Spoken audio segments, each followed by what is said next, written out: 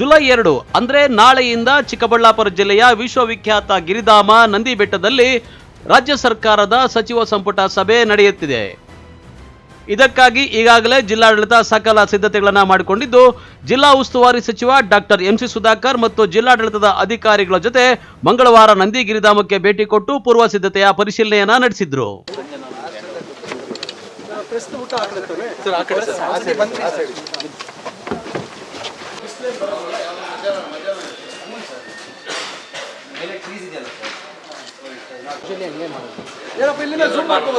ಮಾಡ್ಕೊಂತೀರಾ ಜೂಮ ಅಲ್ಲಪ್ಪ ಅಲ್ಲಿ ಸೀಟಿಂಗ್ ಎಲ್ಲ ಹಾಳಾಗತ್ತೆ ಅಂತ ಹೇಳ್ತಾ ಇದ್ದಾರೆ.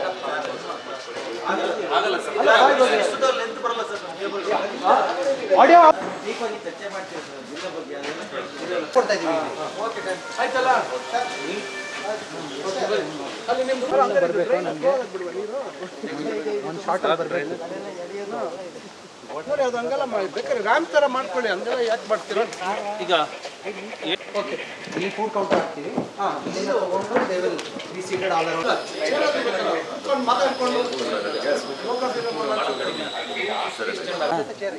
ಸೈಡಲ್ಲಿ ಅಟ್ಲೀಸ್ಟ್ ಸೈಡಲ್ಲಿ ಚೇರ್ಸ್ ಮೇಲೆ ಕೂತ್ಕೊಂಡು ಏನಂದ್ರೆ ಇದು ಪ್ಲಾಟ್ಫಾರ್ಮ್ ಕಟ್ಟೋದು ಏನೇನು ಮಾಡಿದ್ರೆ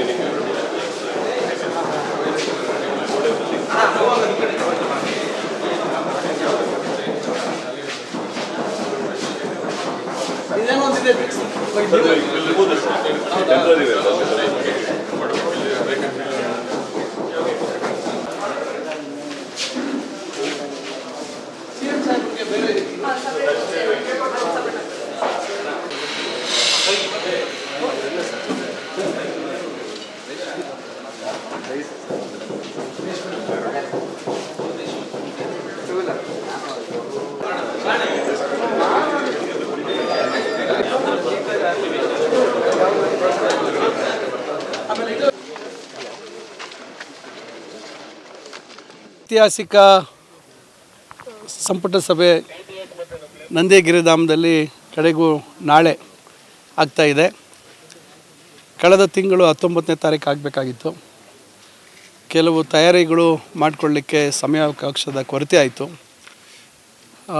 ಕೆಲವು ಯೋಜನೆಗಳಿಗೆ ಮಂಜೂರಾತಿ ಪಡಿತಕ್ಕಂಥದ್ದಕ್ಕೂ ಏನು ಕೆಲವು ಘಟನೆಗಳಿಂದ ಮುಖ್ಯಮಂತ್ರಿಗಳು ಮತ್ತು ಹಣಕಾಸು ಇಲಾಖೆ ಇವರೆಲ್ಲರೂ ಕಾರ್ಯ ಒತ್ತಡದಿಂದ ನಾವು ಅದನ್ನು ಪೂರ್ಣಗೊಳಿಸೋಕ್ಕಾಗಲಿಲ್ಲ. ಅದಕ್ಕಾಗಿ ಮಾನ್ಯ ಮುಖ್ಯಮಂತ್ರಿಗಳೇ ಸಲಹೆ ಕೊಟ್ಟರು, ಅಲ್ಲಿ ಮಾಡಿದಾಗ ನಾವೊಂದು ಅರ್ಥಪೂರ್ಣವಾಗಿ ಆಗಬೇಕು ಅಂತಕ್ಕಂಥದ್ದು.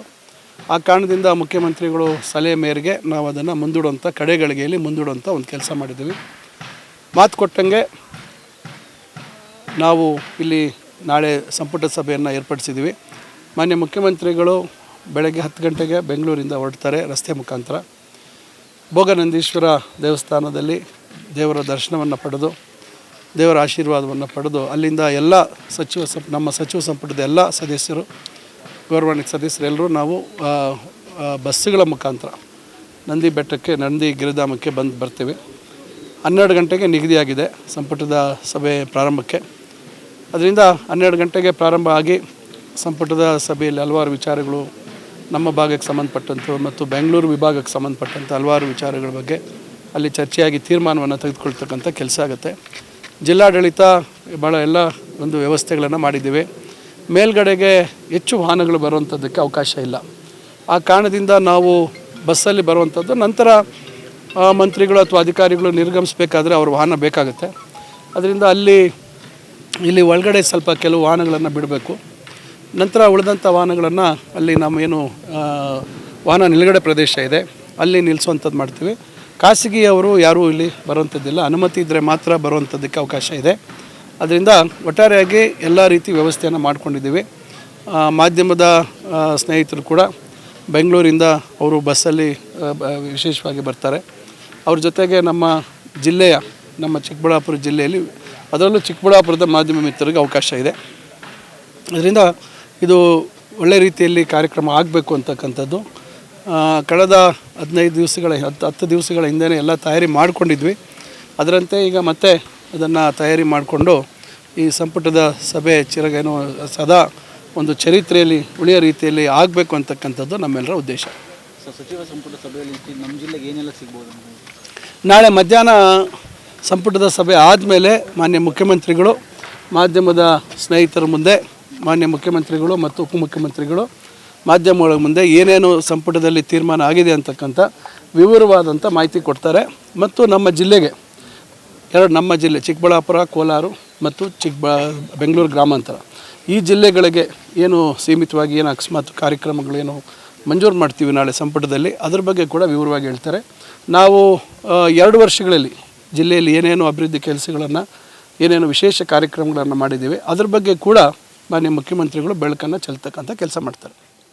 ಇನ್ನು ಇದೇ ಮೊದಲ ಬಾರಿಗೆ ಸಚಿವ ಸಂಪುಟ ಸಭೆಯು ಚಿಕ್ಕಬಳ್ಳಾಪುರ ಜಿಲ್ಲೆಯಲ್ಲಿ ನಡೆಯುತ್ತಿರುವುದು ಹೆಮ್ಮೆಯ ವಿಚಾರವಾಗಿದ್ದು, ಪೊಲೀಸ್ ಇಲಾಖೆ ಸಹ ಸಚಿವ ಸಂಪುಟ ಸಭೆಗೆ ಮುಂಜಾಗ್ರತಾ ಕ್ರಮವಾಗಿ ಯಾವುದೇ ಅಹಿತಕರ ಘಟನೆಗಳು ನಡೆಯದಂತೆ ನಂದಿಗಿರಿಧಾಮದ ಸುತ್ತಲೂ ಸಾವಿರಾರು ಪೊಲೀಸರನ್ನ ನಿಯೋಜನೆ ಮಾಡಿದ್ದು, ಸಾರ್ವಜನಿಕರ ಪ್ರವೇಶಕ್ಕೆ ನಿರ್ಬಂಧ ಹೇರಿದ್ದಾರೆ.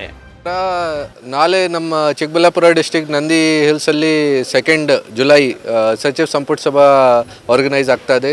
ಆ ವಿಚಾರ ಬಗ್ಗೆ 2 ಪಾಯಿಂಟ್ಸ್ ಇದೆ. ಮೇನ್ ನಾವು ಎಲ್ಲ ಕಡೆ ಹೆಚ್ಚಾಗಿ ಸಂಖ್ಯೆಯಲ್ಲಿ ನಮ್ಮ ಸಿಬ್ಬಂದಿ ಡಿಪ್ಲಾಯ್ ಮಾಡಿದ್ದೀವಿ, ಫುಲ್ ಸೆಕ್ಯೂರಿಟಿ ಮಾಡಿದ್ದೀವಿ. More than 1200 police man have been diploid. 3 ಜನ ಅಡಿಷ್ನಲ್ SPs ಕೂಡ ಹೊರಗಡೆಯಿಂದ ಬಂದಿದ್ದಾರೆ. 8 KSRP, 6 DR ಪಾರ್ಟಿ ಮತ್ತು ಎಲ್ಲ BDDS ಟೀಮ್ ವಗೇರ ಬಂದಿದೆ. ನಂದಿ ಹಿಲ್ಸಲ್ಲಿ ನಾವು ನಿನ್ನೆಯಿಂದ ಆಲ್ರೆಡಿ ಎಂಟ್ರಿ ಪಬ್ಲಿಕ್ದು ಸ್ಟಾಪ್ ಮಾಡಿದ್ದೀವಿ. ಇಸ್ಕಂದರಿಯಲ್ಲಿ ಕೂಡ ಟ್ರ್ಯಾಕ್ ಸ್ಟಾಪ್ ಆಗಿದೆ. Anti drone no fly drone zone ಕೂಡ ಡಿಕ್ಲೇರ್ ಮಾಡಿದ್ದೀವಿ. ಸೊ ಇದು ಎಲ್ಲ ನಮ್ಮ ಸೈಡಿಂದ ಕ್ರಮ ತಗೊಂಡಿದ್ದೀವಿ. ಮತ್ತು ನಮ್ಮ ಸೈಡಿಂದ ಎಲ್ಲ ಎಸ್ಪೆಷಲಿ ಇಲ್ಲಿ ಪಾರ್ಕಿಂಗ್ ವಗೇರದು ವ್ಯವಸ್ಥೆ ಕಮ್ಮಿ ಇದೆ. ಸೊ ವೆಹಿಕಲ್ಸ್ ವಗೇರೆ ಕಂಟ್ರೋಲ್ ಮಾಡಬೇಕು, ಎಕ್ಸೆಸ್ ಕಂಟ್ರೋಲ್ ವಗೇರ ಮಾಡಬೇಕು. ಓನ್ಲಿ ಯಾರ ಹತ್ರ ಪಾಸೇಜ್ ಇದೆ ಓನ್ಲಿ ಅವರಿಗೆ ಅಲೌ ಮಾಡ್ತೀವಿ. ಸೊ ಈ ಥರ ಪೊಲೀಸ್ ಸೈಡಿಂದ ಎಲ್ಲ ರೆಡಿ ಮಾಡಿದ್ದೀವಿ ಬಂದೋಬಸ್ತ್ ನಾವು. ಸರ್, ನಂದಿಯಲ್ಲಿ ಅಲ್ಲಿ ಯಾವ ಥರ ಬಂದೋಬಸ್ತ್? ನಂದಿ ದೇವಸ್ಥಾನಲ್ಲಿ ಈ ಥರ ಪ್ರೋಗ್ರಾಮ್ ಬಂದಿದೆ. ಫಸ್ಟ್ ನಂದಿ ದೇವಸ್ಥಾನಕ್ಕೆ ಹೋಗ್ತಾರೆ ಎಲ್ಲ ಮಾನ್ಯ ಸಚಿವರು, ಆಮೇಲೆ ಮೇಲ್ಗಡೆ ಬರ್ತಾರೆ. ನಂದಿ ಟೆಂಪಲ್ ಅಕ್ಕಪಕ್ಕ ಕೂಡ ಒಳಗಡೆ ಟೆಂಪಲ್ ಒಳಗಡೆ ಕೂಡ ನಾವು ಸಿಬ್ಬಂದಿ ಹಾಕಿದ್ದೀವಿ. ಮತ್ತು ಸಿನ್ಸ್ ಇದು ಪಬ್ಲಿಕ್ ಫಂಕ್ಷನ್ ಇಲ್ಲ, ಸಚಿವ ಸಂಪುಟ ಸಭಾ ಪಬ್ಲಿಕ್ ಫಂಕ್ಷನ್ ಇಲ್ಲ. ಸೊ ಪಬ್ಲಿಕ್ಗೆ ನಾವು ರಿಸ್ಟ್ರಿಕ್ಟ್ ಮಾಡಿದ್ದೀವಿ. ಡೆಫಿನೆಟ್ಲಿ ಯಾರ್ಯಾರ ಹತ್ರ ಪಾಸ್ ಇದೆ, ಮೀಡಿಯಾ ಪಾಸಸ್ ಇದೆ ಅಥವಾ ಸರ್ವಿಸ್ ಪಾಸ್ ಇದೆಯಾ ಅಥವಾ ಪೊಲೀಸ್ ಪಾಸ್, ಆಫೀಸರ್ಸ್ ಪಾಸ್ ಇದೆ, ಓನ್ಲಿ ಅವರಿಗೆ ನಾವು ಅಲೌ ಮಾಡ್ತೀವಿ. ಮತ್ತು ನಂದಿ ಟೆಂಪಲ್ ಎಲ್ಲ 4 ಸೈಡ್ ನಾವು ಕಾಂಪೌಂಡ್ ವಾಲ್ ಹತ್ರ ಬ್ಯಾರಿಗೇಟಿಂಗ್ ಮಾಡಿದ್ದೀವಿ. ಅಲ್ಲಿ ಪಬ್ಲಿಕ್ಗೆ ಕಂಟ್ರೋಲ್ ಮಾಡ್ತೀವಿ. ಇನ್ನು ಬುಧವಾರ ನಂದಿ ಬೆಟ್ಟದಲ್ಲಿ ಸಚಿವ ಸಂಪುಟ ಸಭೆ ನಡೆಯುವ ಬೆನ್ನಲ್ಲೇ ನಂದಿಗಿರಿಧಾಮಕ್ಕೆ ರಾಜಕಳೆ ಬಂದಿದ್ದು, ಹೂವಿನ ಅಲಂಕಾರ, ಸ್ತಬ್ಧ ಚಿತ್ರಗಳು, ಬ್ಯಾನರ್ಗಳು ಮತ್ತು ಕಾಂಗ್ರೆಸ್ ಬಾವುಟಗಳಿಂದ ಕಂಗೊಳಿಸುತ್ತಿದೆ. ಕ್ಯಾಮರಾಮನ್ ಪ್ರವೀಣ್ ಜೊತೆ ಕಳವಾರ ಅರುಣ್, MMTV ನ್ಯೂಸ್, ಚಿಕ್ಕಬಳ್ಳಾಪುರ.